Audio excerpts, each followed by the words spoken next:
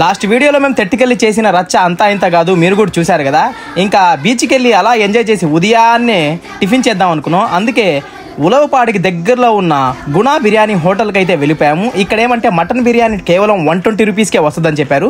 సర్లే అని అలా లోపలికి వెళ్ళాము. క్రౌడ్ అయితే చాలా మంది ఉన్నారు ఇక్కడ. ఇంకా రేట్ల విషయానికి వస్తే mutton pulao 140 rupees, chicken pulao 120 rupees and పుష్క అంటే ఏంటో 80 రూపీస్, అది మనకు తెలియదు.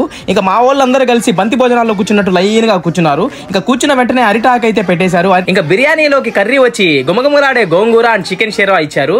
ఇంకా వెంటనే 5 నిమిషాల తర్వాత మన కోసం వేడివేడిగా బిర్యానీ వచ్చి తెచ్చి పెట్టారు. అది కూడా మటన్ బిర్యానీ. చూడండి పొగలు కొక్కుతా ఉంది. ఇంకా వేడివేడిగా బిర్యానీ అందరం కలిసి తిన్నాము. బాగా ఉంది బిర్యానీ. మీలో ఎంతమంది ఉదయాన్నే బ్రేక్ఫాస్ట్కి బిర్యానీ తింటారో కామెంట్స్లో మెన్షన్ చేయండి. ఇంకా బిర్యానీ తిన్న తర్వాత ఉలవపాడికి వచ్చిన ప్రతి ఒక్కరు మామిడికాయలు తీసుకోకుండా ఉంటారా, అందుకని మామిడికాయల తోటకైతే వెళ్ళిపోయాము. వెళ్ళగానే పక్కన పెట్టేసి బండి ఇంకా మామిడికాయ తోటలను చూస్తూ ఉన్నాము అందరం కలిసి. ఇంకా ఓనర్ అయితే ఇంకా రాలేదు. అందరం వెళ్ళి మామిడికాయలు అక్కడ ఉంటే స్పేర్ బాక్స్ అవన్నీ చూస్తూ ఉన్నాము తీసి.